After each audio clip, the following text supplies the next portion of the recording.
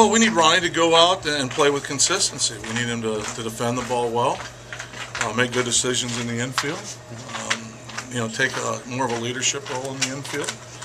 Offensively, we've got to find him to have better quality to his at bats. We've got to work with him to keep the ball out of the air. We've got to work, on spiking his on-base percentage, as many players fall into that category, and just becoming a consistent major league player. We know what the talent is and what the skill set is, but the separator at this level is consistency day in, day out. So he's got work in front of him. We've had conversation. Nick and myself will continue to have that with him, especially from the offensive side as well as the defensive side, what we're going to need for him to contribute this year to help us. What can you do as a manager to improve his focus, which has come into question over the years? Well, you stress the importance of playing the game a pitch at a time. You can't let one miscue stay in your back pocket or on your shoulder. It's just pitch preparation. It's anticipatory, just like you learn in Little League. What am I going to do with the ball when it's hit to me, and do that every play. Offensively, what does the situation dictate? What does this at bat mean to the team? There's nobody on. I need to get on base. We just, what we're not looking for out of any of our guys is just first pitch hacking all the time. There's got to be a method to it. There's got to be a program in place as far as built within the team concept. So he is one of the guys that falls a category.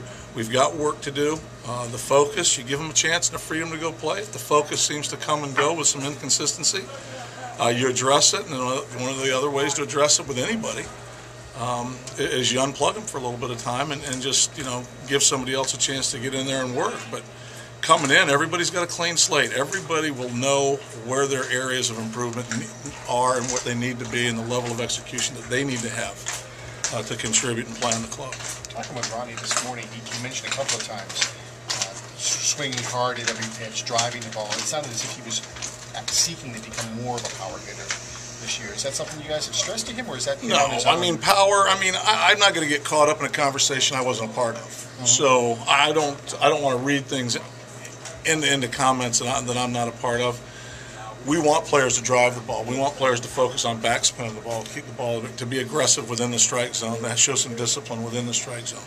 Nobody's perfect. You're going to take some swings that are above the zone, below the zone, but the volume of them, I think that's one thing we can help him with as far as plate discipline, pitch selection. With Scott Olson out sidelined for a week, is there a concern that he won't be able to build up enough to start in the beginning of the year? We're going to take it a day at a time, and a week loss is a week loss, and we'll see how he feels when he's able to come back and where we're able to go from there. So, there's no more concerns other than the fact that there is going to be a time where he's not going to be involved. What about Carrera? What do you hope to get from him? What do you think you get from who? Kevin Carrera? Oh, Correa? Yeah, Correa, I'm sorry. Well, we're looking for a guy that can pitch innings, good innings, quality innings, can get us to the bullpen when we want to use them, can sink the ball, keep the ball in play, to show some veteran leadership for some of our younger starters that are in the rotation. He's played in environments that, the games have had heightened importance at times. So he's at a pivotal point in his career. He wants to take the next step. He wants to be a guy that can pitch closer to the front of the rotation. We're going to give him every opportunity to do that. Clint, the way that you addressed Ryan Doumit after the Overbay acquisition and the way you named Hanrahan your closer right now, are those messages that you want to send to the players, how decisive and straightforward you're going to be with them regarding personnel situations and any issue that might come about? Decisive, it's just you make the decision that you feel you need to make at the right time, and then you talk to the people that are involved. So the communication is clear, clean, and it's accurate. I try to never leave players hanging.